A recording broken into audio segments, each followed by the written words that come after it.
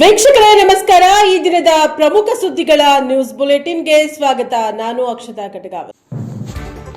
ಗದಗ ಜಿಲ್ಲೆ ಗಜೇಂದ್ರಗಡ ತಾಲೂಕು ಸುಕ್ಷೇತ್ರ ನಾಗರಸಕೊಪ್ಪ ಗ್ರಾಮದ ಶ್ರೀ ಬಸವೇಶ್ವರ ದೇವಸ್ಥಾನದಲ್ಲಿ 11ನೆಯ ಶಿವಾನುಭವ ಸಂಪದ ಕಾರ್ಯಕ್ರಮದ ದಿವ್ಯ ಸಾನ್ನಿಧ್ಯವನ್ನ ಶ್ರೀ ಮಣಿಪ್ರ ಅಭಿನವ ಚನ್ನಬಸವ ಮಹಾಸ್ವಾಮಿಗಳು ಶಾಖಾ ಶಿವಯೋಗ ಮಂದಿರ ನಿಡಗುಂದಿಕೊಪ್ಪ ಇಬ್ಬರು ವಹಿಸಿಕೊಂಡು ದರ್ಶನ ಆಶೀರ್ವಾದ ಹಾಗೂ ಆಶೀರ್ವಚನ ದಯಪಾಲಿಸಿದರು. ಇದೇ ಸಂದರ್ಭದಲ್ಲಿ ಮಾತು ಶ್ರೀ ಮೇತ್ರಾದೇವಿ ಸಿದ್ದಾರೂಢ ಮಠ ಮರಬ ನವಲಗುಂದ ತಾಲೂಕು ಇವರು ಅಕ್ಕ ಮಹಾದೇವಿ ಜೀವನ ದರ್ಶನ ಕುರಿತು ಅತ್ಯಂತ ಮಾರ್ಮಿಕವಾಗಿ ಉಪನ್ಯಾಸವನ್ನ ನೀಡಿದರು. ದಾಸೋಹ ಸೇವೆಯನ್ನ ಮಾಡಿದ ಶ್ರೀ ವೀರಬಸಪ್ಪ ಶರಣಬಸಪ್ಪ ಮಾಸ್ತಿ ನಿಡಗುಂದಿಕೊಪ್ಪ ಇವರನ್ನ ಪೂಜ್ಯರು ಸನ್ಮಾನಿಸಿ ಆಶೀರ್ವದಿಸಿದರು. ಮಾತು ಶ್ರೀ ಮೈತ್ರಾದೇವಿ ಅವರನ್ನ ಕೂಡ ಗ್ರಾಮದ ಸಕಲ ಸದ್ಭಕ್ತರ ಪರವಾಗಿ ಸನ್ಮಾನಿಸಿ ಗೌರವಿಸಲಾಯಿತು. ಇದೇ ಸಂದರ್ಭದಲ್ಲಿ ಮುದೋಳ ಗ್ರಾಮದಿಂದ ಆಗಮಿಸಿದ ಹಿರಿಯರನ್ನ ಸನ್ಮಾನಿಸಲಾಯಿತು. ನಂತರ ಶಾಲಾ ಮಕ್ಕಳಿಂದ ಸಾಂಸ್ಕೃತಿಕ ಕಾರ್ಯಕ್ರಮಗಳು ನಡೆದವು. ನಂತರ ಮಹಾಪ್ರಸಾದ ನಡೆಯಿತು. ಭಕ್ತಾದಿಗಳೆಲ್ಲರೂ ಪ್ರಸಾದ ಸೇವಿಸಿ ಪುನೀತರಾದರು. ಕಾರ್ಯಕ್ರಮದ ಯಶಸ್ವಿಗೆ ಪ್ರತ್ಯಕ್ಷ ಮತ್ತು ಪರೋಕ್ಷವಾಗಿ ಸಹಕಾರ ನೀಡಿದ ಎಲ್ಲರಿಗೂ ಅಭಿನಂದನೆ ಸಲ್ಲಿಸಲಾಯಿತು. Rudrappa Hebballi, NKS TV 4 news, Ron. Shri ಬಸವೇಶ್ವರರಲ್ಲಿ ಸಹಿತ ಹನಿ ಮನೆಯದು, ಉಲಗಮ್ಮ ತಾಯಿಯಲ್ಲಿ ಸಹಿತ ಹನಿ ಮನೆಯದು. ಈ ಒಂದು ಶಿವಾನುಭವ ಸಂಪದದ 11ನೆಯ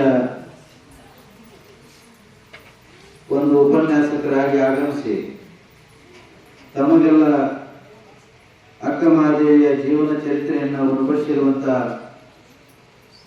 ತಾಯಿಯಾಗಿರುವಂಥ ಮಾತೋಶ್ರೀ ಮೈತ್ರಾದೇವಿ ಸಿದ್ದಾರೂಢ ಮಠ ತಾಯಿಯಲ್ಲಿ ಸಹಿತ ಶರಣೆಂದು ಇವತ್ತಿನ ಒಂದು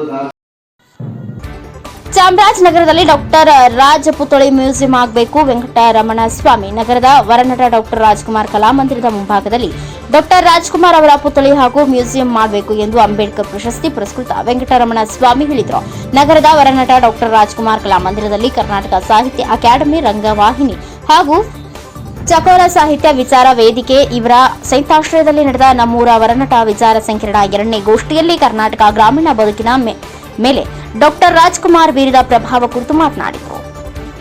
ಜಿಲ್ಲೆಯ ಡಾಕ್ಟರ್ ರಾಜ್ಕುಮಾರ್ ಅವರು ಮೇರು ನಟರಾಗಿ ಬೆಳೆದು ರಾಜ್ಯ ದೇಶದಲ್ಲೂ ಹೆಸರು ಮಾಡಿದ್ರು. ಅವರ ಹೆಸರಿನಲ್ಲಿ ಅನೇಕ ಕಲಾವಿದರು ಜೀವನ ಸಾಗಿಸುತ್ತಿದ್ದಾರೆ. ರಾಜ್ಕುಮಾರ್ ಅವರು ಕನ್ನಡಿಗರ ಸಾಂಸ್ಕೃತಿಕ ಬದುಕಿನ ಅವಿಭಾಜ್ಯ ಅಂಗವಾಗಿದ್ದು ಅವರ ವಸ್ತು ಸಂಗ್ರಹಾಲಯ ಮಾಡುವ, ಅವರ ಜೀವನ ಚರಿತ್ರೆಯನ್ನು ಮುಂದಿನ ಪೀಳಿಗೆಗೆ ಕೊಂಡೊಯ್ಯುವ ಕೆಲಸ ಆಗಬೇಕು ಎಂದು ತಿಳಿಸಿದರು.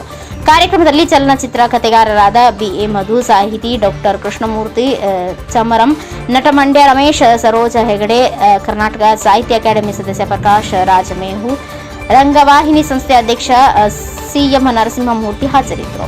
ಹೊಮ್ಮನಂಜುಂಡ Nayak, NKS TV 4 news, Chamarajanagar. Rajkumar ಈ ಕಲಾವಿದರಿಗೆ ಸಾವಿನ ಅಂತಕ್ಕಂಥದ್ದು ರಾಜ್ಕುಮಾರ್ ಅವರಿಂದ ಕೆಲವು ಗೊತ್ತಿದ್ದು ಸ್ವತಂತ್ರ ಕೆಲಸ, ಕೆಲವು ಸ್ವತಂತ್ರ ಗೊತ್ತಿದ್ದಕ್ಕೆ ರಾಜ್ಕುಮಾರ್ ಅವರು ಜೀವನದಾಗಿ ಅವ್ರ ಹೆಸರಿನಲ್ಲಿ ಒಂದು ಬೇಕಾದ ಜನ ಆಡಳಿತ ಮಾಡ್ಕೊಂಡು ಇವತ್ತು ಆ ಜೀವನ ಸಾಗಿಸಿದಂತೆ ನಿಜಕ್ಕೂ ಅಪೂರ್ವ. ನಮ್ಮ ಬೆಳಗ್ಗೆ ನಮ್ಮ ಶ್ರೀನಿವಾಸ ಇದ್ರಿ 1995 ರಾಜ್ಕುಮಾರ್ ಅವರು ಭಾಗ್ಯದ ಸಿನಿಮಾ 100ನೇ ದಿನ ಚಾಮರಾಜನಗರದಲ್ಲಿ ನರಹರಿ ವಿಕ್ರಮಣೆಯಿಂದ ನಾಟಕ ಕೇಳಿದ ನಮ್ಮ ಸ್ನೇಹಿತರು 50 ವರ್ಷ ನರಹರಿ ವಿಕ್ರಮಣೆಯಲ್ಲಿ ನರಹರಿ ಇಸ್ಕಂದು ಅಂತ ಸ್ವಲ್ಪ ಫಿಲಮ್ನಲ್ಲಿ ಕೆಲಸ ಮಾಡಿದ ಇಸ್ಕಂದು ಹೀಗೆ ನೆಲ್ಲೂರಾಗ ಒಟ್ಟಾಡದಲ್ಲಿ ಕನ್ನಡದಲ್ಲಿ ರಿಲೀಸ್ ಮಾಡಿದ್ರು. ಅವರೆಲ್ಲ ಸೇರಿ ಎಲ್ಲ ಕಡೆ ಸನ್ಮಾನ ಆಯಿತು. ಹುಡುಗರಿಗೆ ರಾಜ್ಕುಮಾರ್ ಅವ್ರ ಸನ್ಮಾನ ಆಗಿದ್ರು ಅಂತ ಹೇಳಿದಾಗ ಅವರೆಲ್ಲ ಪ್ಲಾನ್ ಮಾಡಿ ಎಸ್ಕೂಟ್ಸೋದ್ರ ಮುಖಾಂತರ, ಶಾಸ್ತ್ರೀಯ ಎಸ್ಕೂಟ್ಸೋದ್ರ ಮುಖಾಂತರ ರಾಜ್ಕುಮಾರ್ ಅವರು ಕಾಂಟ್ಯಾಕ್ಟ್ ಮಾಡಿ 1950 ಭಾಳ ಮೆರವಣಿಗೆ ಆಯಿತು. 40 ಹುಡುಗರು ಭಾಳ ಚಾಮರಾಜನಗರದಲ್ಲಿ ಭಾಳ ಸ್ಪಂದನೆಯನ್ನು ರಾಜ್ಕುಮಾರ್ ಅವರು ಆಗ ಅವ್ರು ಎಷ್ಟು ಸರಳತೆ ಅಂದರೆ ನಮ್ಮ ಬೀದಿ ಪಕ್ಕದಲ್ಲಿ ಬೀದಿ ಅದೊಬ್ಬರು ಕಾಯವಾದ ಸಂಬಂಧಿಸಿದ್ರು 1950 ಆ ಲಾರಿಗಳು ನಮ್ಮ ಬೀದಿ ಕಡೆ ಇದೇ ರಾಜ್ಕುಮಾರ್ ಅವರು ನಮ್ಮ ಬೀದಿ ಕಡೆ ಗೊತ್ತಾಗಲ್ಲ ಅಂತ ಅವ್ರ ಮನೆಗೆ ಹೋಗಿ ಇವತ್ತು ಅವ್ರ ಬೇರೆ ಬೀದಿ ಇಲ್ಲ, ಅಲ್ಲಿ ಹೋಗಿ ಅವ್ರ ಕಾರ್ಯಾಚರಣೆ ಮಾಡಿ ಹಾಗೆ ಮೂರ್ಸಿಂಹಕ್ಕೆ ಬಹಳ ಉತ್ತಮದಲ್ಲಿರ್ತದೆ ರಾಜ್ಕುಮಾರ್ ಅವರು. ಆವಾಗ ನಮಗೆ ಎದೆ ಒಂದು MGR ಸಿನಿಮಾ, ಇನ್ನೊಂದು ಶಿವಾಜಿ ಗಣೇಶನ್ ಕನ್ನಡ ಸಿನಿಮಾದ ಸತ್ಯ ಇಲ್ಲ. ಆ 2 ಸಿನಿಮಾಗಳ ಟಿಕೆಟ್ ತಗೊಳ್ಳಕ್ಕೆ ಭಾಳ ಕಲಿತು. ನಮ್ಮ ರಾಜ್ಕುಮಾರ್ ಅವರ ಒಡನಾಟ ಹೊಂದಿದಂಥ ಒಂದು ಸಿನಿಮಾ ಫ್ಯಾಕ್ಟ್ರಿ ರಮಣಪ್ಪ ಥಿಯೇಟರ್ ನೋಡ್ತಿದ್ರು, ಇನ್ನೊಬ್ಬ ಚಂದ್ರಪ್ಪ ಕೃಷ್ಣ ಥಿಯೇಟರ್ ನೋಡ್ತಾ ಇದ್ರು. ರಾಜ್ಕುಮಾರ್ ಅವರ ಹೆಸರಿಗೆ ಹೋದ ವರ್ಷ ನಮ್ಮ ಈಶ್ವರಿ ವೆಂಕಟೇಶ್ವರ ಅವ್ರಿಗೆ ಸನ್ಮಾನ ಮಾಡಿದ್ರು ಚಂದ್ರಪ್ಪನಿಗೆ. ಮೊನ್ನೆ ಬ್ರೇಕಿಂಗ್ ನ್ಯೂಸ್ ಪಿರಿಯಾಪಟ್ಟಣ ಸುದ್ದಿ ಇದೀಗ ಬೆಳಕಿಗೆ ಬಂದಿದೆ. ಜಿಲ್ಲಾಡಳಿತ ಮತ್ತು ವಿವಿಧ ಇಲಾಖೆಗಳ ಸಹಯೋಗದಲ್ಲಿ ಪಿರಿಯಾಪಟ್ಟಣದಲ್ಲಿ ಆಯೋಜಿಸಿದ್ದ 439.88 ಕೋಟಿ ಮೌಲ್ಯದ ಅಭಿವೃದ್ಧಿ ಕಾಮಗಾರಿಗಳ ಶಂಕುಸ್ಥಾಪನೆ ಉದ್ಘಾಟನೆಗಳನ್ನು ನೆರವೇರಿಸಿ ಬಳಿಕ ಸಾವಿರಾರು ಫಲಾನುಭವಿಗಳಿಗೆ ಸರ್ಕಾರದ ಸವಲತ್ತುಗಳನ್ನು ವಿತರಿಸಿ ಅದೇ ವೇದಿಕೆಯಲ್ಲಿ ಡಾಕ್ಟರ್ ಬಿಆರ್ ಅಂಬೇಡ್ಕರ್ ಅವರ ಬಾಬು ಜಗಜೀವನ್ ರಾಮ್ ಅವರ ಜನ್ಮ ದಿನಾಚರಣೆಯನ್ನು ಮಾನ್ಯ ಮುಖ್ಯಮಂತ್ರಿಗಳು, ಉಪಮುಖ್ಯಮಂತ್ರಿ ಮತ್ತು ನಗರಾಭಿವೃದ್ಧಿ ಮಾಜಿ ಶಾಸಕರಾದ ಬೈರತಿ ಸುರೇಶ್ನವರು ಉದ್ಘಾಟಿಸುವುದರ ಮೂಲಕ ಚಾಲನೆ ನೀಡಿದರು. ವರದಿ ವೇದಮೂರ್ತಿ, ಬೆಂಗಳೂರು. ರಾಯಚೂರು ಸಾದರ ಬೇಜಾರ್ ಇನ್ಸ್ಪೆಕ್ಟರ್ ಅವರ ತಂಡ ಆಟೋದಲ್ಲಿ ಕಳೆದು ಹೋದ 17 ಗ್ರಾಂ ಬಂಗಾರ, 33 ತೊಲಿ ಬೆಳ್ಳಿ, 1,000 ಹಣ, ಒಟ್ಟು 1,95,000 4 ತಾಸಿನಲ್ಲಿ ಹುಡುಕಿಕೊಟ್ಟ ಸದರ್ ಬಜಾರ್ ಪಿಎಸ್ಐ ಶಕ್ತಿನಗರದ ಲಕ್ಷ್ಮೀ ಗಂಡ ಕಿರಣ್ ಕುಮಾರ್ ಎಂಬ ಕರಾಟೆ ಶಿಕ್ಷಕಿ. ಆರ್ಟಿಪಿಎಸ್ ಕಾಲೋನಿಯ ಶಕ್ತಿನಗರ ಇವರು ಇಂದು ರಾಯಚೂರು ನಗರಕ್ಕೆ ಆಗಮಿಸಿದಾಗ ರಾಯಚೂರು ಬಸ್ ನಿಲ್ದಾಣದಿಂದ ತೀನ್ ಕಂದಿಲ್ವರೆಗೆ ಆಟೋ ರಿಕ್ಷಾದಲ್ಲಿ ಸಂಚಾರ ಮಾಡುವಾಗ ತಮ್ಮೊಂದಿಗೆ ಇದ್ದ ಬ್ಯಾಗಿನ ಬೆಳ್ಳಿ ಬಂಗಾರದ ಆಭರಣ ಬ್ಯಾಗ್ ಕಳೆದು ಹೋಗಿದ್ದರಿಂದ ಪಕ್ಕದ ಸದರ್ ಬಜಾರ್ ಪೊಲೀಸ್ ಠಾಣೆಯಲ್ಲಿ ಪ್ರಕರಣ ದಾಖಲಿಸಿದಾಗ Sadar Bazar PI police inspector PSI Narasamma ಅವರು ವೆಂಕಟೇಶ ಸಿಬ್ಬಂದಿ ಎಚ್ಸಿ 192 ರವಿಕುಮಾರ್, ಪಿಸಿ 162 ಶಿವಾನಂದ್ ಇವರನ್ನ ಪತ್ತೆ ಮಾಡಲು ನೇಮಕ ಮಾಡಿ ಕಳುಹಿಸಿತ್ತು. ನಂತರ ಅಪರಾಧ ವಿಭಾಗದ ಸಿಬ್ಬಂದಿಯವರು ನಂತರ ತೀನ್ ಕಂದಿಲ್ ಸರ್ಕಲ್ನಲ್ಲಿರುವ ಸಿಸಿಟಿವಿ ಫೋಟೋ ಪರಿಶೀಲಿಸಿ ಸ್ಥಳೀಯ ಆಟೋ ಚಾಲಕನನ್ನ ವಿಚಾರಣೆ ನಡೆಸಿ 4 ತಾಸಿನಲ್ಲಿ ಕಳೆದು ಹೋಗಿದ್ದ ಬೆಳ್ಳಿ ಬಂಗಾರವನ್ನ ಎಲ್ಬಿಎಸ್ ನಗರದ ಶೇಖ್ ಅಶ್ರಫ್ ಹುಸೇನ್ ತಂದೆ ಶೇಖ್ ಶಾಹಿದ್ ಹುಸೇನ್ ಅವರ ಆಟೋದಲ್ಲಿ ಇದ್ದ ಖಚಿತ ಮಾಹಿತಿ ಬಂದ ಮೇರೆಗೆ ಆಟೋ ಚಾಲಕರಿಂದ ಪಡೆದು ಲಕ್ಷ್ಮೀಗಂಡ ಕಿರಣ್ ಕುಮಾರ್ ಇವರಿಗೆ ಬೆಳ್ಳಿ ಬಂಗಾರ ಹಣ ಹಿಂದಿರುಗಿಸಲಾಗಿದೆ. Garladinni Veeranagouda, NKS TV 4 news, Raichur. ಶಕ್ತಿನಗರದವರು ಶ್ರೀಮತಿ ಲಕ್ಷ್ಮಿ ಶಕ್ತಿನಗರದವರು, ಕರಾಟೆ ಟೀಚರ್, ಆರ್ಟಿಪಿಎಸ್ ಕಾಲೋನಿ ಶಕ್ತಿನಗರ. ಇವರು 22ನೇ ತಾರೀಕಲ್ಲಿ ನಮ್ಮ ರಾಯಚೂರು ನಗರ ಬಸ್ ಸ್ಟ್ಯಾಂಡಿಂದ ತೀನ್ ಕಂದಿಲ್ಗೆ ಹೋಗಬೇಕಾದ್ರೆ ಒಂದು ಪ್ರೈವೇಟ್ ಆಟೋದಲ್ಲಿ ಪ್ರಯಾಣ ಮಾಡಿದ್ದಾರೆ. ಅಕಸ್ಮಾತ್ ಇಳಿಬೇಕಾದ್ರೆ ಬ್ಯಾಗ್ ಬಿಟ್ಟಿದ್ದಾರೆ. ಬಿಟ್ಟು ಇಮಿಡಿಯೇಟ್ ಸದರ್ ಬಜಾರ್ ಪೊಲೀಸ್ ಸ್ಟೇಷನ್ಗೆ ಬಂದಿದ್ದಾರೆ. ತಕ್ಷಣ ಕಾರ್ಯಪ್ರವೃತ್ತರಾದ ನಮ್ಮ ಇನ್ಸ್ಪೆಕ್ಟರ್ ಮತ್ತು ಅವ್ರ ತಂಡ ಶೋಧನೆ ಪ್ರಾರಂಭ ಮಾಡಿದ್ದಾರೆ. ಅವರ ಪ್ರಯತ್ನಕ್ಕೆ ಫಲ ಸಿಕ್ಕಿದೆ. ಇಮಿಡಿಯೇಟಾಗಿ ಇಲ್ಲಿಂದ ಕಳ್ಕೊಂಡ್ರಲ್ಲಿಂದ ಸ್ಟಾರ್ಟ್ ಮಾಡಿದ್ದಾರೆ. ಮತ್ತು ಅಲ್ಲಲ್ಲಿ ಅವ್ರು ಸಿಕ್ಕಂಥ ಸೈಂಟಿಫಿಕ್ ಏಡ್ಸ್ ಮತ್ತು ಜನ ವಿಚಾರಿಸಲಾಗಿ ಸೇಮ್ ವೆಹಿಕಲ್ ಅವ್ರಿಗೆ ಪತ್ತೆಯಾಗಿ ಮತ್ತು ಅವರು ಏನು ವಸ್ತುಗಳು ಕಳ್ಕೊಂಡಿದ್ರು, ಒಂದು ಒಟ್ಟು ಚಿನ್ನದ ಐಟಮ್ಗಳು 5, ಬೆಳ್ಳಿ ಐಟಮ್ಗಳು 330 ಗ್ರಾಮ್ ಮತ್ತು 1000 ಕ್ಯಾಶ್, ಇಷ್ಟು ಕೂಡ ಅವ್ರು ಹೆಂಗೆ ಕಳ್ಕೊಂಡಿದ್ರು ಹಂಗೇನೆ ಸಿಕ್ಕಿದೆ. ಇವತ್ತು ಹಂಗೇನೆ ಅವ್ರಿಗೆ ಹ್ಯಾಂಡ್ ಓವರ್ ಮಾಡಿದ್ವಿ. ಕಾರಣ ಸೈಂಟಿಫಿಕ್ ಗೈಡ್ ಅಂತ ಹೇಳಿದಲ್ಲ, ಅದೇ ಹೌದೌದು. ಅಲ್ಲಿ ಪರಿಶೀಲನೆ ಮಾಡಿದಾಗ ಜನರು ಮತ್ತೆ ಅಲ್ಲಿ ಅಳವಡಿಸಿದಂತಹ ಕೆಲವೊಂದು ಕ್ಯಾಮ್ರಾಗಳು ಈ ವಿಚಾರದಲ್ಲಿ ನಮ್ಗೆ ಹೆಲ್ಪ್ ಮಾಡಿದ್ದಾವೆ. ತನಿಖೆಯಲ್ಲಿ ಮತ್ತೆ ಎನ್ಕ್ವೈರಿ ಆಗಬೇಕಾದಲ್ಲಿ ಹೇಳಿಸ್ತಾರೆ. ಹೌದು, ಅಂದರೆ ಸಿಟಿನಲ್ಲಿ ಸುಮಾರು ಕಡೆ ಈ ಥರ ಅಳವಡಿಕೆ ಇದೆ.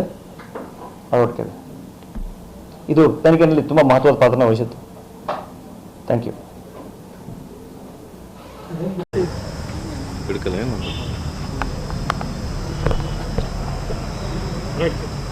ಶಕ್ತಿನಗರದಿಂದ ರಾಯಚೂರು ಬಂದೇವ್ರಿ. ರಾಯಚೂರು ಬಂದು ಬಸ್ ಸ್ಟ್ಯಾಂಡಿಂದ ಬಜಾರಿಗೆ ಬರ್ತಿದ್ವಿ. ಅವಾಗ ಬಜಾರಲ್ಲಿ ಇಳ್ಕೊಂಡು ಹಂಗೆ ಮರೆತು ಬ್ಯಾಗ್ ಬಿಟ್ಟು ಆಟೋದಲ್ಲಿ ಬ್ಯಾಗ್ ಬಿಟ್ಟು ಹೋಗಿದ್ವಿ. ಹೋಗಿದ ತಕ್ಷಣ ಅವಾಗ ನೆನಪಾಯ್ತು. ಮತ್ತು ಆಟೋದವನಿಗೆ ಹುಡ್ಕೊಂಡು ಹೋದ್ವಿ. ಆಟೋದವನೇನೋ ಸಿಕ್ಕನೋ, ಬಟ್ ಬ್ಯಾಗ್ ಸಿಕ್ಕಿರಲಿಲ್ಲ. ಬ್ಯಾಗ್ ಸಿಕ್ಕಿಲ್ಲ ಅಂತಂದು ಮತ್ತೆ ಆ ಆಟೋದವನಿಗೆ ಕರ್ಕೊಂಬಂದು ಮತ್ತೆ ಇದೇ ಆಟೋ ನನಗೆ ಹಿಂಗೆ ಗೋಲ್ಡ್ ಕಳೆದೋಗಿದೆ, ಇವನು ಗೋಲ್ಡ್ ಇಲ್ಲ, ಇದು ಬ್ಯಾಗ್ ಇಲ್ಲ ಅಂತಿದ್ದಾನೆ, ಹೆಂಗೆ ಸರ್ ಅಂತ ಇಲ್ಲಿ ಒಂದು ಕಂಪ್ಲೇಂಟ್ ಮಾಡಿದರೆ ಪೊಲೀಸ್ ಸ್ಟೇಷನ್ ಅವರು ಹುಡ್ಕೊಟ್ರು. ಒಂದು ಅಂದಾಜು ಒಂದು 2 ತೊಲೆ ಸರ್, 1 ತೊಲೆ 7 ಗ್ರಾಮ್ ಚಿಲ್ಲರೆ ಇದೆ, ಮತ್ತು ಬೆಳ್ಳಿಯ 30 ತೊಲೆ ಇದೆ, ಕ್ಯಾಶ್ 1000. ಹಾಂ ಸರ್, ಬಟ್ಟೆ ಬ್ಯಾಗಲ್ಲೇ ಆ ಗೋಲ್ಡ್ ಇಟ್ಕೊಂಡು ಬರ್ತಿದ್ವಿ. ಊರಿಗೆ ಹೋಗ್ತಿದ್ವಿ ನಾವು, ಅದಕ್ಕೆ ತೊಗೊಂಡು ಬಂದಿದ್ವಿ ಮನೆಯಿಂದ. ಸೊ ಬರ್ತಾನೆ ಹಿಂಗಾಯ್ತು. ಹಾಂ ಹೌದು, ಮರ್ತೋಗಿ ಆಟೋದಲ್ಲಿ ಮರ್ತೋಗಿದ್ವಿ ಸರ್. ಐಡೆಂಟಿಫೈ ಅವರು CC ಕ್ಯಾಮ್ರಾ ಎಲ್ಲ ಚೆಕ್ ಮಾಡಿದ್ದಾರೆ ಸರ್. CC ಕ್ಯಾಮ್ರಾ ಎಲ್ಲ ಚೆಕ್ ಮಾಡಿ ಸ್ಕ್ಯಾನ್ ಮಾಡಿದರೆ ಗೊತ್ತಾಯಿತು. ಅವನಿಗೆ ಹಿಡಿದು ಕೇಳಿದರೆ ಗೊತ್ತಾಯಿತು, ತಂದುಕೊಟ್ರು. ಎಲ್ಲ ಸಿಕ್ಕಿದೆ ಸರ್. ಲಕ್ಷ್ಮಿ. ಹುಡ್ಕೊಂಡು ಹೋಗಿದ್ರೆ ಅವನು ಮನೆಗೆ ಬಿಟ್ಟು ಬರ್ತಿದ್ದ. ಪ್ಯಾಸೆಂಜರ್ ಹೊಡೆದಿವಿ ಅಂತ ಪ್ಯಾಸೆಂಜರ್ ಮೇಲೆ ಹಾಕ್ದ. 2 ಪ್ಯಾಸೆಂಜರ್ ಹೊಡೆದಿದ್ದ, ಬೇರೆ ಕಡೆ ಹೊಡೆದ. ಇನ್ನೊಂದು CCTV ತೋರಿಸಿರ್ಲಿಲ್ಲ ಅವನು. ಮತ್ತೆ ಇವ್ರು ಆ್ಯಕ್ಷನ್ ತೊಗೊಂಡದ ಹಂಗೆ. Okay sir, thank you sir.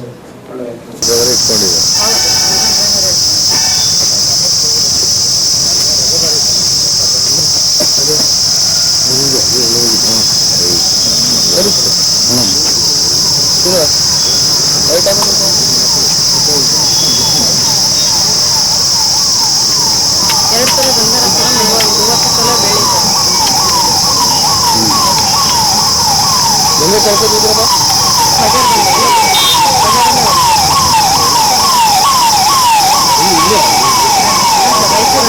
ಬಜಾರಲ್ಲೇ ಕಳ್ಕೊಂಡಿವಿ. ಮತ್ತೆ ಪೊಲೀಸ್ ಸ್ಟೇಷನ್, ಅಲ್ಲೇ ಪೊಲೀಸ್ ಸ್ಟೇಷನ್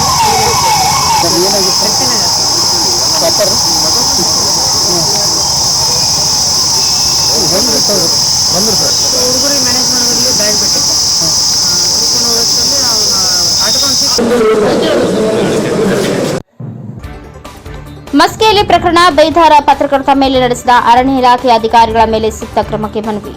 ಮಸ್ಕಿ ಕಾರ್ಯನಿರತ ಪತ್ರಕರ್ತರ ಧ್ವನಿ ಸಂಘಟನೆಯ ಮಸ್ಕಿ ತಾಲೂಕು ಅಧ್ಯಕ್ಷ ವಿರೂಪಾಕ್ಷಯ್ಯ ಸ್ವಾಮಿ ಸಾಲಿಮಠ್ ಅಂತರಗಂಗೆ ಸರ್ವ ಸದಸ್ಯ ಸಿಬ್ಬಂದಿ ವರ್ಗ ನೇತೃತ್ವದಲ್ಲಿ ರಾಜ್ಯ ಅಧ್ಯಕ್ಷರಾದಂತಹ ಬಂಗ್ಲೆ ಮಲ್ಲಿಕಾರ್ಜುನ್ ಅವರ ಆದೇಶದ ಮೇರೆಗೆ ಬೀದರ್ ಉಸ್ತುವಾರಿ ಸಚಿವ ಈಶ್ವರ್ ಖಂಡ್ರೆ ಅವರು ಪತ್ರಕರ್ತರ ಮೇಲೆ ಹಲ್ಲೆ ನಡೆಸಿದ ಅರಣ್ಯ ಅಧಿಕಾರಿ ವಿರುದ್ಧ ತಕ್ಷಣ ಕ್ರಮ ಕೈಗೊಂಡು ವರದಿ ನೀಡುವಂತೆ ಪ್ರಧಾನ ಅರಣ್ಯ ಸಂರಕ್ಷಣಾ ಅಧಿಕಾರಿಯವರಿಗೆ ಸೂಚಿಸಿದ್ದಾರೆ.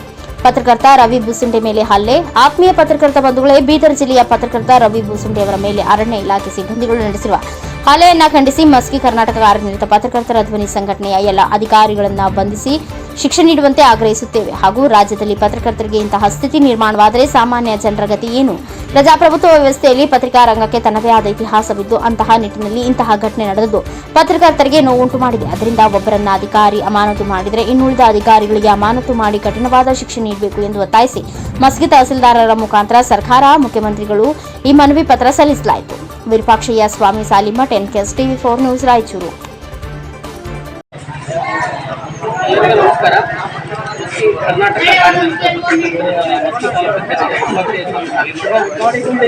ಮಾನ್ಯ ತಹಸೀಲ್ದಾರರು, ತಾಲೂಕು ದಂಡಾಧಿಕಾರಿಗಳು, ಸನ್ಮಾನ್ಯ ಮುಖ್ಯಮಂತ್ರಿಗಳಿಗೆ ವಿಷಯ ಬೀದರ್ ಜಿಲ್ಲೆಯ ಪತ್ರಕರ್ತರ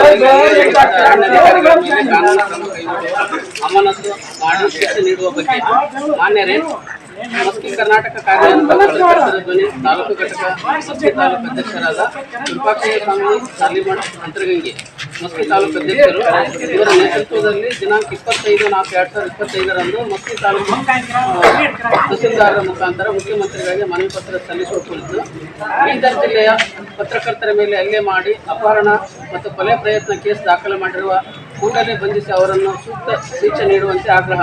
15/4/2025 ಪತ್ರಕರ್ತರ ಮೇಲೆ ಹಲ್ಲೆ ನಡೆಸಿ ಅರಣ್ಯಾಧಿಕಾರಿಗಳು ಮತ್ತು ಕಾನೂನು ಕ್ರಮ ಕೈಗೊಳ್ಳಬೇಕು. ರಾಜ್ಯಾಧ್ಯಕ್ಷರ ಆದೇಶದ ಮೇರೆಗೆ ಪ್ರಜಾಪ್ರಭುತ್ವದ 4ನೇ ಅಂಗವಾದ ಪತ್ರಿಕಾ ರಂಗಕ್ಕೆ ತನ್ನದೇ ಆದ ಇತಿಹಾಸವಿದ್ದು ಅಂತಹ ನಿಟ್ಟಿನಲ್ಲಿ ಬೀದರ್ ಜಿಲ್ಲೆಯ ಪತ್ರಕರ್ತರಾದ ರವಿ ಬೂಸುಂಡೆ ಅವರ ಮೇಲೆ ಹಲ್ಲೆ ನಡೆಸಿ ಖಂಡಿಸಿ ಮಸ್ಕಿ ತಾಲೂಕು ಪತ್ರಕರ್ತರ ಧ್ವನಿ ಶಿಕ್ಷೆ ನೀಡಿ ಅಮಾನತು ಮಾಡಬೇಕೆಂದು ಈ ಪತ್ರಕರ್ತರ ಒಗ್ಗಟ್ಟಿನ ಹೋರಾಟಕ್ಕೆ ಸಂದ ಜಯ. ಇದು ರಾಜ್ಯ ಸಮ್ಮೇಳನದ ಪತ್ರಕರ್ತರ ಹಬ್ಬ ನಡೆಯುವ ಸಂದರ್ಭದಲ್ಲಿ ರಾಜ್ಯಾಧ್ಯಕ್ಷರ ಪತ್ರಕರ್ತರಿಗೆ ಗತಿ ಆದರೆ ಸಾಮಾನ್ಯರ ಗತಿ ಮುಂದೇನು ಎನ್ನುವ ಸ್ಥಿತಿ ನಿರ್ಮಾಣವಾಗುತ್ತದೆ.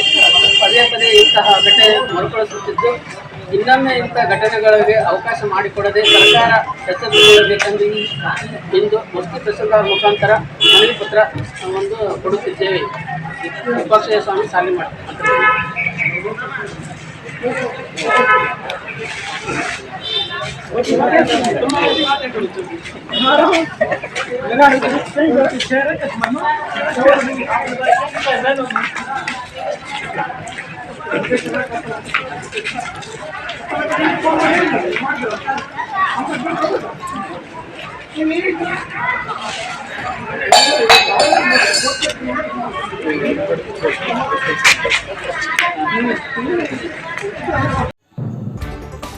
ಪಾಲ್ಗಾಮ್ನಲ್ಲಿ ನಡೆದ ಪೈಶಾಚಿಕ ಕೃತ್ಯವನ್ನ ಇಡೀ ಜಗತ್ತು ಜಾತಿ, ಧರ್ಮ, ಭಾಷೆ, ದೇಶಗಳ ಗಡಿ ಮೀರಿ ಎಲ್ಲರೂ ಖಂಡಿಸಬೇಕು ಮತ್ತು ಜಾಗತಿಕವಾಗಿ ಉಗ್ರರನ್ನ ಬೇರು ಸಮೇತ ಕಿತ್ತು ಹಾಕುವ ಪ್ರಾಮಾಣಿಕ ಪ್ರಯತ್ನ ನಡೆಸಬೇಕು ಎಂದು ಬಿಜೆಪಿ ಮುಖಂಡ ಸಿಗಲ್ ರಾಮಚಂದ್ರಗೌಡ ಆಗ್ರಹಿಸಿದ್ದಾರೆ. ಸುದ್ದಿಗಾರರೊಂದಿಗೆ ಮಾತನಾಡಿ, ಜಮ್ಮು ಮತ್ತು ಕಾಶ್ಮೀರದಲ್ಲಿ ಪ್ರವಾಸಿ ಹಿಂದೂಗಳನ್ನ ಹುಡುಕಿ ಗುಂಡಿಕ್ಕಿ ಕೊಂದದ್ದು ಕೇವಲ ಉಗ್ರವಾದವಲ್ಲ, ಬದಲಿಗೆ ಹಿಂದೂಗಳನ್ನೇ ಗುರಿಯಾಗಿಸಿಕೊಂಡು ನಡೆದ ಹೇಯ ಪೈಶಾಚಿಕ ಕೃತ್ಯ ಇದಾಗಿದೆ ಎಂದರು. ಇಂತಹ ಸಂದಿಗ್ಧ ಪರಿಸ್ಥಿತಿಯಲ್ಲಿ ನಾವು ಯಾರೂ ಕೂಡ ರಾಜಕೀಯ ಮಾಡದೆ ಕೇವಲ ಉಗ್ರವಾದವನ್ನಷ್ಟೇ ಖಂಡಿಸಬೇಕು. ಉಗ್ರರನ್ನ ನಾಶ ಮಾಡಲು ಕೇಂದ್ರ ಸರ್ಕಾರಕ್ಕೆ ನೈತಿಕ ಬೆಂಬಲ ಕೊಡುವ ಕೆಲಸ ನಮ್ಮೆಲ್ಲರಿಂದಲೂ ದೇಶದ ಹಿತದೃಷ್ಟಿಯಿಂದ ಆಗಬೇಕು ಎಂದರು. ಭದ್ರತಾ ವೈಫಲ್ಯ ಇನ್ನಿತರೆ 10 ಕಾರಣಗಳು ಈ ಘಟನೆಗೆ ಕಾರಣವಾಗಿರಬಹುದು. ಆದರೆ ಅವುಗಳ ಬಗ್ಗೆ ಚರ್ಚಿಸಿ ವಾದ ಮಾಡುವ ಸಮಯ ಇದಲ್ಲ. ಒಂದು ವೇಳೆ ನಾವು ಮೊಸರಲ್ಲಿ ಕಲ್ಲು ಹುಡುಕುವ ಕೆಲಸ ಇದೀಗ ಮಾಡಿದರೆ ಅದಕ್ಕೆ ತಕ್ಕ ಬೆಲೆಯನ್ನ ನಾವೆಲ್ಲರೂ ತೆರಬೇಕಾಗುತ್ತದೆ ಎಂದು ಎಚ್ಚರಿಸಿದರು. ಅದರಿಂದ ಎಲ್ಲವನ್ನ ಬಿಟ್ಟು ದೇಶದ ಭದ್ರತೆ, ಐಕ್ಯತೆ, ಭಾರತೀಯ ಸುರಕ್ಷತೆ ಹಾಗೂ ಭವಿಷ್ಯದ ದೃಷ್ಟಿಯಿಂದ ನಾವು ಚಿಂತಿಸಬೇಕಾದ ಅನಿವಾರ್ಯತೆ ಸ್ಥಿತಿ ಇದೆ ಎಂದು ಹೇಳಿದರು. ಪ್ರಧಾನಮಂತ್ರಿ ನರೇಂದ್ರ ಮೋದಿ ಅವರು ಇಂತಹ ಪರಿಸ್ಥಿತಿಯನ್ನು ದಿಟ್ಟವಾಗಿ ನಿಭಾಯಿಸುವ ಶಕ್ತಿ, ಧೈರ್ಯ, ದೂರದೃಷ್ಟಿ ಉಳ್ಳವರಾಗಿದ್ದು ಇಡೀ ದೇಶದಲ್ಲಿ ಉಗ್ರರ ಸಂತತಿ ಇಲ್ಲದಂತೆ ಮಾಡಿ ವಿಶ್ವ ನಾಯಕ, ವಿಶ್ವಗುರು ಎಂದು ಸಾಬೀತುಪಡಿಸಬೇಕು ಎಂದು ಆಗ್ರಹಿಸಿದರು. Lokesh, NKS TV4 news, Sidlaghatta.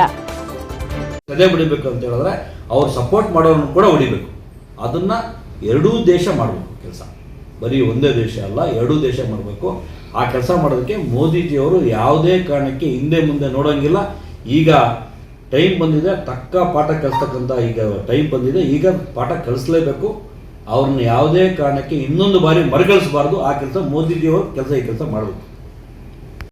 ಇಂಥ ಒಂದು ಘಟನೆ ನಡೀತಕ್ಕಂಥ, ಉಗ್ರರನ್ನ ಬೆಳೆಸ್ತಕ್ಕಂಥ ದೇಶ, ಕಾಪಾಡ್ತಕ್ಕಂಥ ದೇಶ, ಆ ದೇಶದಲ್ಲಿ ಉಗ್ರರನ್ನ ಸಾಕಿರೋರಿಗೆ ಇವತ್ತು ನಮ್ಮ ಸಿದ್ದರಾಮಯ್ಯನವರು ಪಾಕಿಸ್ತಾನದ ಮೇಲೆ ಯುದ್ಧ ಮಾಡಬಾರ್ದು, ಅವಶ್ಯಕತೆ ಇಲ್ಲ ಅಂತ ಹೇಳ್ತಕ್ಕಂಥ ಮಾತನ್ನು ಕೇಳಿ ಇವತ್ತು ತಮ್ಮನ್ನೆಲ್ಲ ಕರೆದು ಮಾತಾಡಬೇಕು ಅನ್ನಿಸ್ತು ಇವತ್ತು ಈ ಟೈಮಲ್ಲಿ. ಯಾಕಂದರೆ ನಮ್ಮ ಕರ್ನಾಟಕದಲ್ಲಿ ಕಾಂಗ್ರೆಸ್ ಸರ್ಕಾರ ಬಂದಾದ ಮೇಲೆ ಮುಸಲ್ಮಾನರಿಗೆ ಆತಿಥ್ಯ ಕೊಟ್ಟು ಜಾತಿ ಒಡೆದು ಸರ್ಕಾರ ಉಳಿಸ್ಕೊಳ್ಳೋದಕ್ಕೆ, ಬೆಳೆಸೋದಕ್ಕೆ ಮಾಡ್ತಕ್ಕಂಥ ಸಿದ್ದರಾಮಯ್ಯನವರು ಓಲೈಕೆ ಮಾಡ್ತಕ್ಕಂಥದ್ದು ಏನು ಆಶ್ಚರ್ಯ ಇಲ್ಲ, ಎಲ್ಲರಿಗೂ ಗೊತ್ತಿರೋದೆ.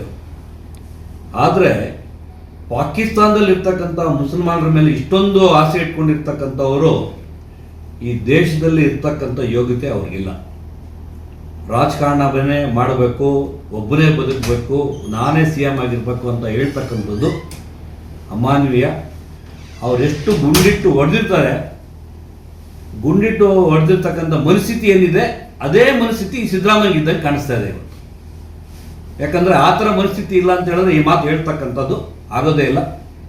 ಅದೇ ಸಿದ್ದರಾಮಯ್ಯನೋ, DK ಶಿವಕುಮಾರೋ, ಜಮೀರ್ ಅಹಮದ್ ಅವರು, ಇನ್ನೊಬ್ಬರು ಯಾರೋ ಒಬ್ಬರಿಗೆ ಕರ್ಕೊಂಡೋಗಿ ಅವ್ರ ಮನೆಯವ್ರನ್ನ ಯಾರನ್ನಾದ್ರು ಹೊಡೆದಿದ್ದಿದ್ರೆ ಈ ಮಾತು ಹೇಳಿದಿದ್ರೆ ಸಿದ್ದರಾಮಯ್ಯನ ಒಪ್ಕೋಬೋದಾಗಿತ್ತು.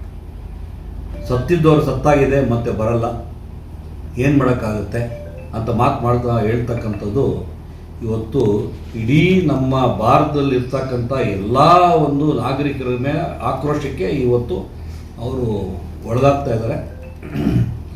ಇನ್ಮೇಲಾದ್ರೂ ಈ ಥರ ರಾಜಕಾರಣ ಮಾಡೋದು ಬಿಡಬೇಕು. ಇವತ್ತು ಏನು ಆ ಒಂದು ಜಾಗದಲ್ಲಿ ಕೃತ್ಯ ನಡೆದಿರ್ತಕ್ಕಂಥ ಜಾಗದಲ್ಲೇ ಸುಮಾರು ಜನನ ರಕ್ಷಣೆ ಮಾಡಿರ್ತಕ್ಕಂಥವ್ರು ಮುಸ್ಲಿಮರು. ನಾವು ಎಲ್ಲ ಮುಸ್ಲಿಮರು ಅದೇ ಥರ ಇರ್ತಕ್ಕಂಥದ್ದು ನಾವು ಹೇಳ್ತಾ ಇಲ್ಲ. ಆದರೆ ಉಗ್ರರು ಅಂತ ಏನು ಇದ್ದಾರೆ ಅವ್ರನ್ನ ರಕ್ಷಣೆ ಮಾಡ್ತಕ್ಕಂಥವ್ರನ್ನ ಇವತ್ತು ಸೆದೆ ಬಡಿಬೇಕು ಅಂತ ಇವತ್ತು ಸಿದ್ಧತೆ ನಡೀತಾ ಇದೆ. ಭಾರತದ ನಾಡು ನೋಡ್ತಕ್ಕಂಥ ಜಾಗನ ಇವತ್ತು ಸಾಕಷ್ಟು ನಮ್ಮ ದಕ್ಷಿಣ ಭಾರತದಿಂದ ಕೂಡ ಸಾಕಷ್ಟು ಪ್ರವಾಸಿಗರು ಹೋಗಿದ್ರು. ಆರ್ಟಿಕಲ್ 370 ತೆಗೆದ ಮೇಲೆ ನಿರ್ಭೀತಿಯಿಂದ ನಮ್ಮ ಜನ ಏನು ಪ್ರವಾಸ ಮಾಡ್ತಾಯಿದ್ರು. ನಾವು ಕೂಡ ಸಾಕಷ್ಟು ಬಾರಿ ಹೋಗಿದ್ದೀವಿ. ನಮ್ಮ ಭಾರತದಲ್ಲಿರ್ತಕ್ಕಂಥ ಸುಂದರವಾದ ಜಾಗದಲ್ಲಿ ಇವತ್ತು ಅಮಾನೀಯವಾಗಿ ಇರ್ತಕ್ಕಂಥ ಗಂಡಸರಿಗೆ ಪ್ಯಾಂಟ್ ಬಿಚ್ಚಿ ನೋಡಿ ಹಿಂದೂನಾ ಮುಸ್ಲಿಮಾ ಅಂತ ಕೇಳಿ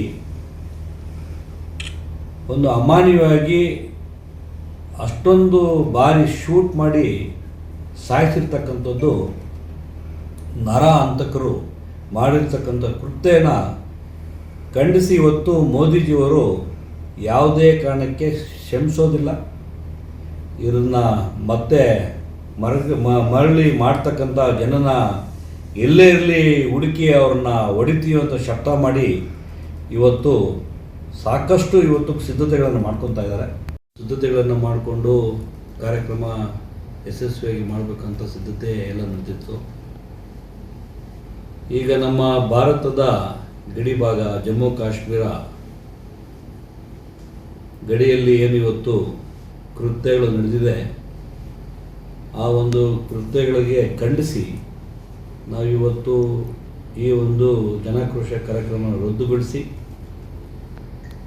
ಇಡೀ ದೇಶ ಇವತ್ತು ಇಡೀ ಪ್ರಪಂಚ ಬೆಚ್ಚಿ ಬೀಳ್ತಕ್ಕಂಥ ಸಂಘಟನೆ ನಡೆದಿದೆ. ಈ ಕೃತ್ಯ ಅಷ್ಟು ದೊಡ್ಡ ಮಟ್ಟಕ್ಕೆ ಮಾಡಿರ್ತಕ್ಕಂಥ ಜಾತಿ ಹೆಸರಲ್ಲಿ ಅವನು ಇಟ್ಕೋಬಾರ್ದು ಅಂತ ಇರ್ತಕ್ಕಂಥ ಭಾರತ ದೇಶದಲ್ಲಿ ಮುಸಲ್ಮಾನರಿಗೆ ಸಾಕಷ್ಟು ಆದ್ಯತೆ ಕೊಟ್ಟು, ಸರ್ಕಾರದಲ್ಲಿ ಕೂಡ ಆದ್ಯತೆಗಳು ಕೊಟ್ಟು, ಮೋದಿಜಿಯವರು ಕೂಡ ಅವ್ರಿಗೆ ಆದ್ಯತೆ ಕೊಟ್ಟು ಬೆಳೆಸ್ತಾ ಇರ್ತಕ್ಕಂಥ ನಮ್ಮ ದೇಶ. ಟಾಟಾ ಎಸಿ ಟೈರ್ ಸ್ಫೋಟ, ಆಟೋಗೆ ಡಿಕ್ಕಿ, 4 ಗಾಯ.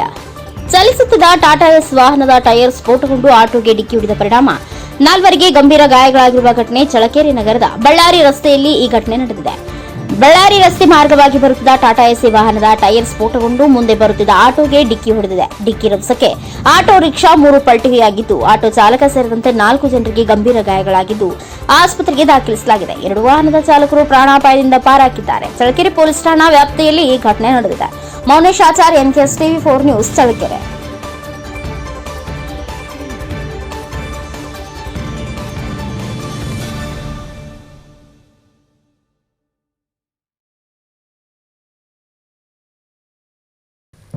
ಧಾರವಾಡದಲ್ಲಿ ತಡರಾತ್ರಿ ವರುಣನ ಆರ್ಭಟ, ಗಾಳಿ ಸಹಿತ ಮಳೆಗೆ ನೆಲಕ್ಕುರುಳಿ ಬಿದ್ದ ಮರ. ಧಾರವಾಡದಲ್ಲಿ ತಡರಾತ್ರಿ ವರುಣರಾಯ ಆರ್ಭಟ ತೋರಿದ್ದು, ರೈತರ ಮುಖದಲ್ಲಿ ಮಳೆರಾಯ ಮಂದಹಾಸ ಮೂಡಿಸಿದ್ರೆ ವಾಹನ ಸವಾರರು ಕೆಲ ಕಾಲ ಪರದಾಡುವ ಸ್ಥಿತಿ ನಿರ್ಮಾಣವಾಗಿತ್ತು.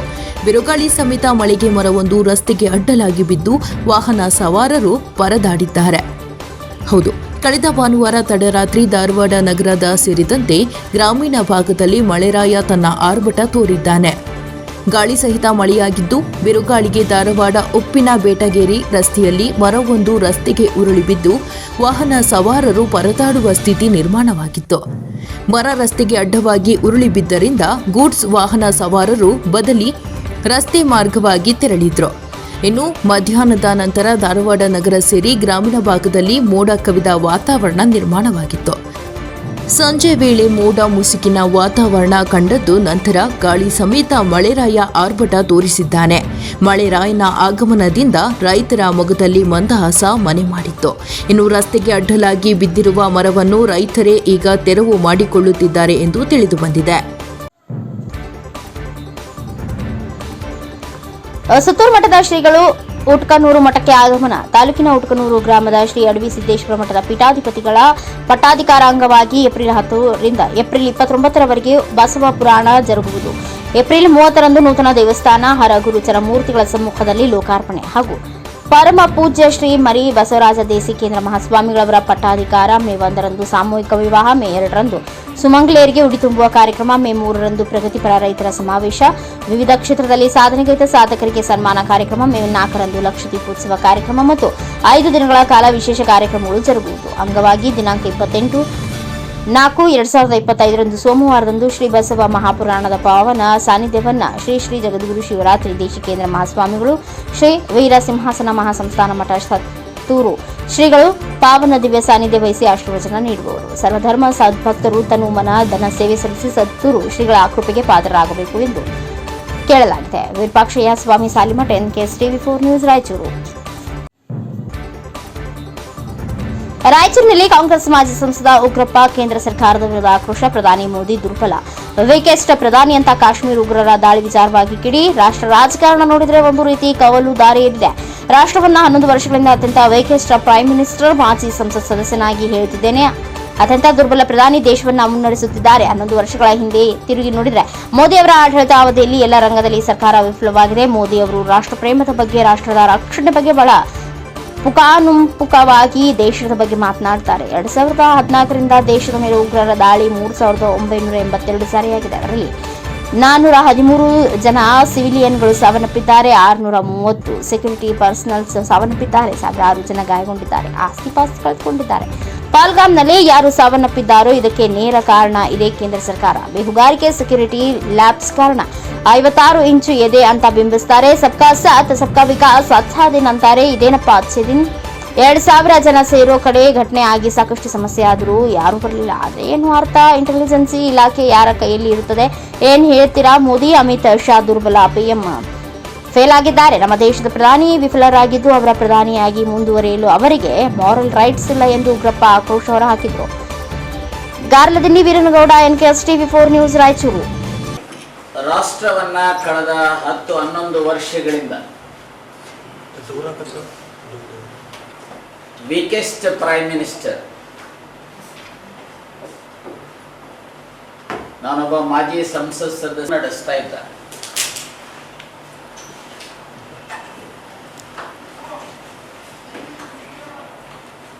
ಮಾಡಿದ್ರೆ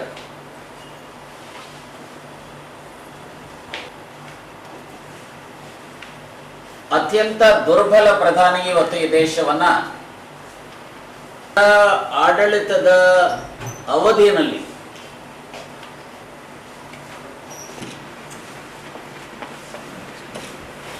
ಬಹಳ ಪುಂಖಾನುಪುಂಖವಾಗಿ ದೇಶ 2014ರಿಂದ ಈ ದೇಶದ ಮೇಲೆ ಈ ಟೆರರಿಸ್ಟ್ ಅಟ್ಯಾಕ್ ಸಾವನ್ನಪ್ಪಿದ್ದಾರೆ.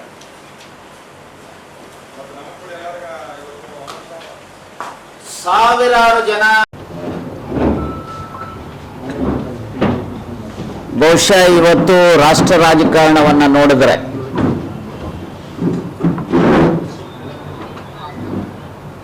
ಒಂದು ರೀತಿ ರಾಷ್ಟ್ರ ರಾಜಕಾರಣ ಒಂದು ರೀತಿ ಕವಲು ದಾರಿಯಲ್ಲಿದೆ.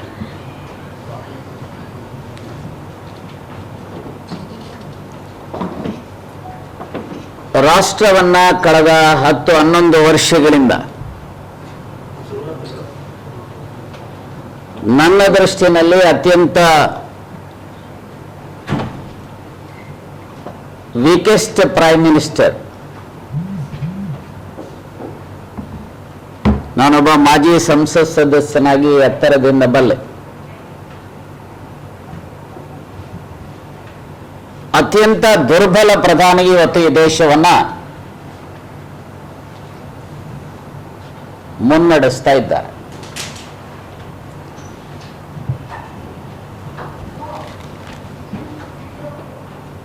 ಕಳೆದ 10-11 ವರ್ಷಗಳನ್ನ ಹಿಂತಿರುಗಿ ನೋಡಿದರೆ, ಸಿಂಹಾವಲೋಕನ ಮಾಡಿದ್ರೆ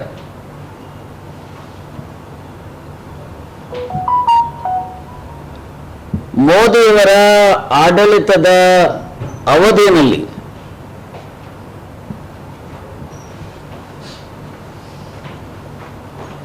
ಎಲ್ಲ ರಂಗಗಳಲ್ಲೂ ಇವತ್ತು ಅವರ ಸರ್ಕಾರ ವಿಫಲ ಆಗಿರ್ತಕ್ಕಂಥದ್ದನ್ನ ಕಾಣಬಹುದು.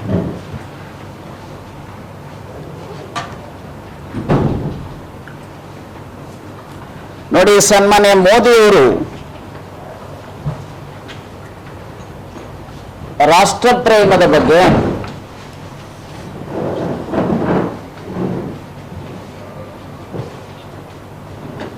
ರಾಷ್ಟ್ರದ ರಕ್ಷಣೆಯ ಬಗ್ಗೆ,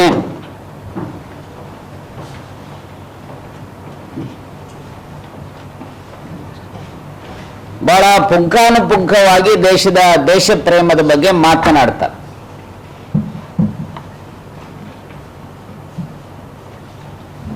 ಎರಡು 2014ರಿಂದ ಈ ದೇಶದ ಮೇಲೆ ಈ ಟೆರರಿಸ್ಟ್ ಅಟ್ಯಾಕ್ಸ್ 3,982 ಸಾರಿ 3,982 ಸಾರಿ ಟೆರರಿಸ್ಟ್ ಅಟ್ಯಾಕ್ಸ್ ಆಗಿದ್ದಾವೆ.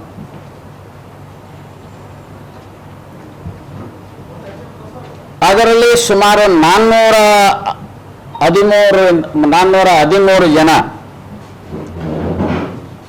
ಸಿವಿಲಿಯನ್ಸು ವಿನಾಕಾರಣ ಸಾವನ್ನಪ್ಪಿದ್ದಾರೆ.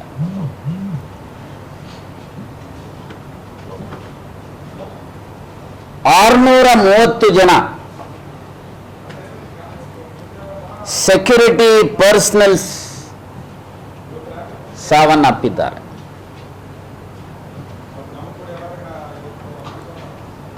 ಸಾವಿರಾರು ಜನ ಇಂಜುರೀಸ್ ಆಗಿದ್ದಾರೆ, ಆಸ್ತಿಪಾಸ್ತಿಗಳನ್ನು ಕಳ್ಕೊಂಡಿದ್ದಾರೆ.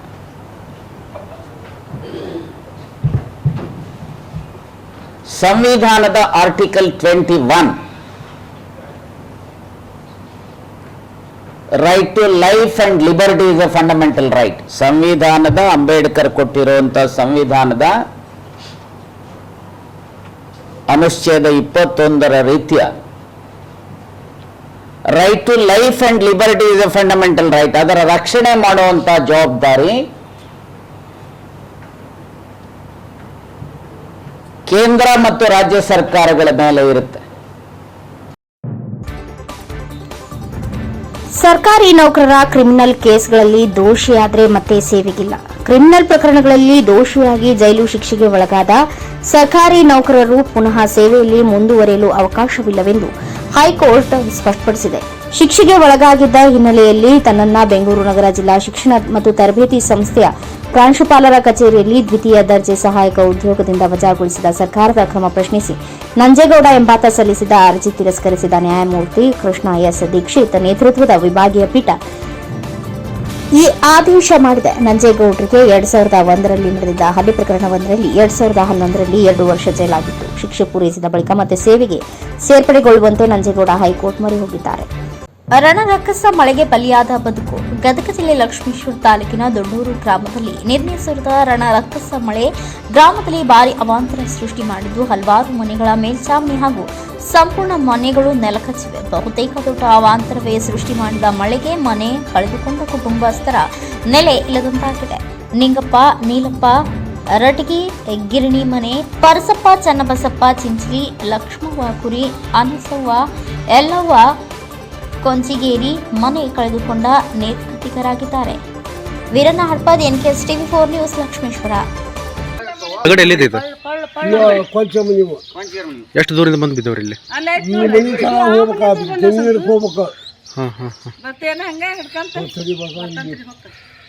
ಎಷ್ಟು ಕಿಲೋಮೀಟರ್? ಒಂದು 500 ಮೀಟರ್. 500 ಮೀಟರ್ ಮ್ಯಾಗ ಆಗೈತೆ.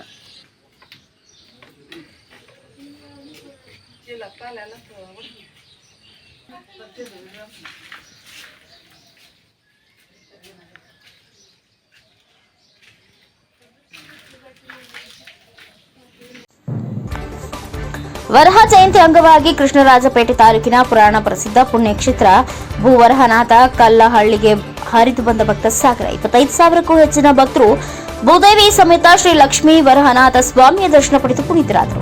ಹೋಳಿಗೆ, ಪುಳಿಯೋಗರೆ, ಸಿಹಿ ಪೊಂಗಲ್, ಮೊಸರನ್ನ ಹಾಗೂ ಬಿಸಿಬೇಳೆ ಬಾತ್ ಪ್ರಸಾದ ಸವಿದ ಭಕ್ತರು. ಪವಿತ್ರ ಗಂಗಾಜಲ, 1,000 ಲೀಟರ್ ಹಾಲು, 500 ಲೀಟರ್ ಕಬ್ಬಿನ ಹಾಲು, 500 ಲೀಟರ್ ಎಳ್ನೀರು, ಹಸುವಿನ ತುಪ್ಪ, ಜೇನುತುಪ್ಪ, ಶ್ರೀಗಂಧ, ಅರಿಶಿಣ, ಸುಗಂಧ ದ್ರವ್ಯಗಳಿಂದ ಅಭಿಷೇಕ ಮಾಡಿ ಮಲ್ಲಿಗೆ, ಜಾಜಿ, ಸಂಪಿಗೆ, ಸೇವಂತಿಗೆ, ದವನ, ಪವಿತ್ರ ಪಾತ್ರೆಗಳು, ತುಳಸಿ, ಗುಲಾಬಿ, ಕಮಲ ಸೇರಿದಂತೆ 58 ಬಗೆಯ ವಿಶೇಷ ಹೂಗಳಿಂದ ಪುಷ್ಪಾಭಿಷೇಕ ನಡೆಸಿ ಪಟ್ಟಾಭಿಷೇಕ ಮಾಡಿ ದೇವಾಲಯದ ಸುತ್ತಲೂ ಅಡ್ಡಪಲಕ್ಕೆ ಉತ್ಸವ ನಡೆಸಿ ಲೋಕ ಕಲ್ಯಾಣಕ್ಕಾಗಿ ವಿಶೇಷ ಪ್ರಾರ್ಥನೆ ಸಲ್ಲಿಸಲಾಯಿತು. ದೇವಾಲಯ ವ್ಯವಸ್ಥಾಪನಾ ಸಮಿತಿ ಸಂಚಾಲಕರಾದ ಡಾಕ್ಟರ್ ಶ್ರೀನಿವಾಸ್ ರಾಘವನ್ ಪೂಜಾ ಕಾರ್ಯಕ್ರಮಗಳ ನೇತೃತ್ವ ವಹಿಸಿ ಮಾತನಾಡಿ, ರೇವತಿ ನಕ್ಷತ್ರ ಹಾಗೂ ವರಹ ಜಯಂತಿಯು ಒಂದೇ ದಿನದ ಏಕಕಾಲದಲ್ಲಿ ಬಂದಿರುವ ಶುಭ ದಿನ. ಈ ದಿನದಲ್ಲಿ ಭೂ ವ್ಯಾಜ್ಯಗಳ ಪರಿಹಾರ ಹಾಗೂ ಲೋಕ ರಕ್ಷಕನಾದ ವರಹ ಸ್ವಾಮಿಗೆ ಇಂದು ವಿಶೇಷ ಪೂಜೆ ಸಲ್ಲಿಸಿ ಹೋಮ ಹವನದ ಮೂಲಕ ಲೋಕದ ಕಲ್ಯಾಣಕ್ಕಾಗಿ ಪ್ರಾರ್ಥಿಸಲಾಗಿದೆ. 150 ಕೋಟಿ ರೂಪಾಯಿಗಳ ವೆಚ್ಚದಲ್ಲಿ ಭೂ ವರಹನಾಥ ಸ್ವಾಮಿಗೆ ತಿರುಮಲ ತಿರುಪತಿಯ ಮಾದರಿಯಲ್ಲಿ 3 ಪ್ರಕಾರಗಳ ದೇವಾಲಯವನ್ನ ಸಂಪೂರ್ಣವಾಗಿ ಗ್ರಾನೈಟ್ ಕಲ್ಲಿನಿಂದ ಹೊಯ್ಸಳ ವಾಸ್ತು ವೈಭವದ ಮಾದರಿಯಲ್ಲಿ ನಿರ್ಮಿಸಲಾಗುತ್ತಿದೆ. ಇನ್ನು 3 ವರ್ಷಗಳಲ್ಲಿ ದೇವಾಲಯದ ಕೆಲಸವನ್ನ ಸಂಪೂರ್ಣಗೊಳಿಸಲು ಸಂಕಲ್ಪ ಮಾಡಿರುವ ಪರಕಾಲ ಸ್ವಾಮಿಗಳ ಕ್ಷೇತ್ರಕ್ಕೆ ಆಗಮಿಸುವ ಭಕ್ತಾದಿಗಳಿಗೆ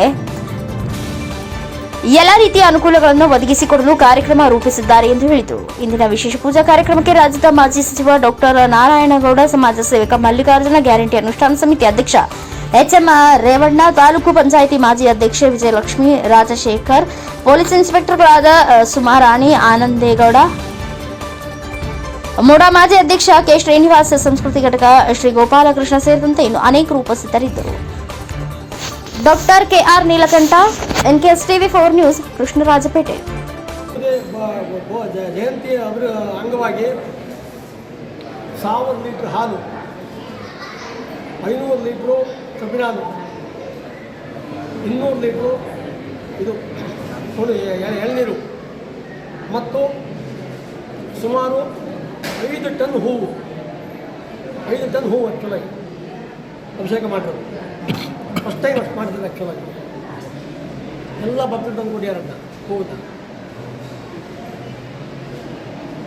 ಅದಾದಮೇಲೆ ಹೋಮ ಶುರು ಮುಗಿದೀಗ, ಹೋಮ ಅಂತಿಮವಾಗಿ ಮುಗಿದಿವೆ.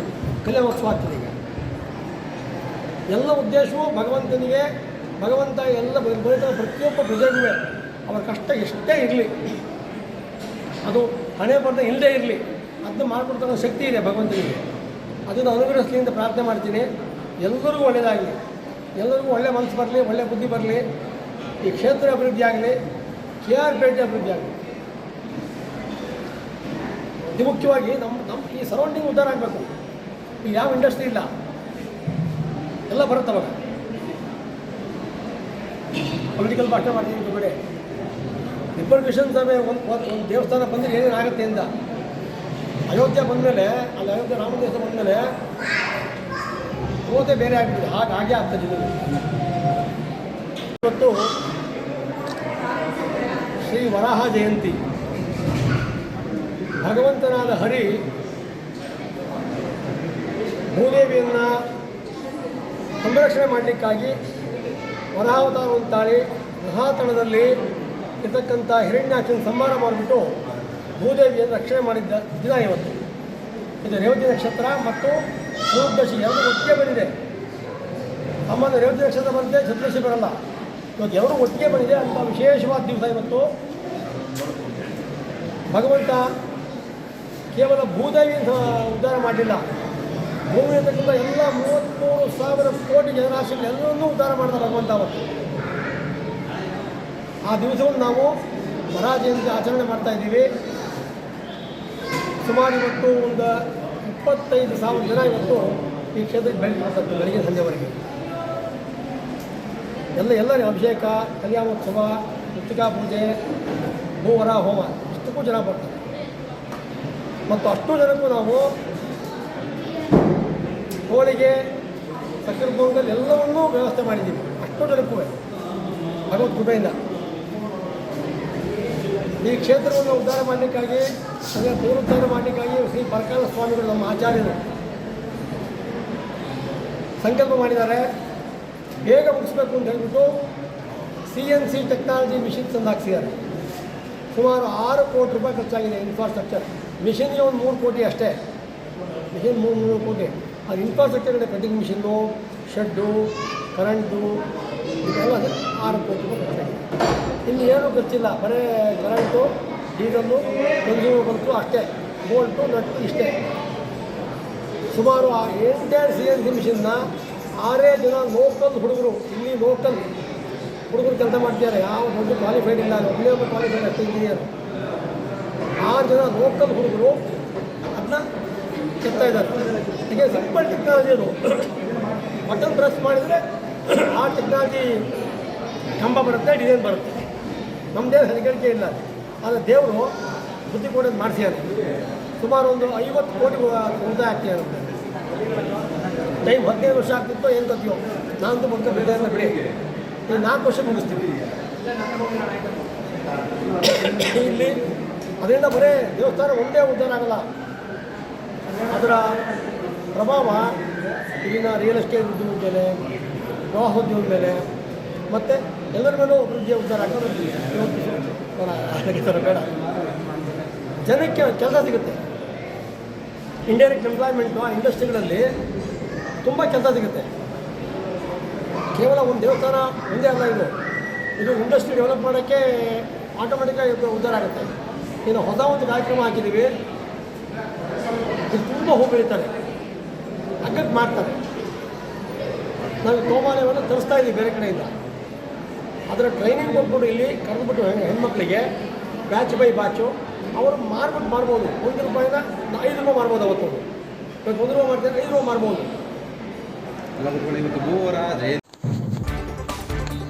ದಾವಣಗೆರೆ ತಾಲೂಕು ನರಗನಹಳ್ಳಿ ಗ್ರಾಮದ ಹರಿಜನರ ಕಾಲೋನಿಯಲ್ಲಿ ಡಾಕ್ಟರ್ ಬಿಆರ್ ಅಂಬೇಡ್ಕರ್ ಅವರ 134ನೇ ಜಯಂತ್ಯೋತ್ಸವ ಕಾರ್ಯಕ್ರಮದಲ್ಲಿ ಶ್ರೀ ಶ್ರೀ ಷಡಕ್ಷರಿ ಮುನಿ ದೇಶಿಕೇಂದ್ರ ಸ್ವಾಮೀಜಿ, ಶ್ರೀ ಆದಿಜಾಂಬವ ಮಹಾಸಂಸ್ಥಾನ ಮಠ, ಕೂಡಿಹಳ್ಳಿ, ಚಿತ್ರದುರ್ಗ, ಎಂ ರುದ್ರಮುನಿ ಸಾಹೇಬರು, additional SP Ravi Narayan, additional SP Kunduvada Manjunath, Dalit Sangharsha Samiti ಸಂಚಾಲಕರು Nagaraj, police inspector police constable Swamy Lingappa,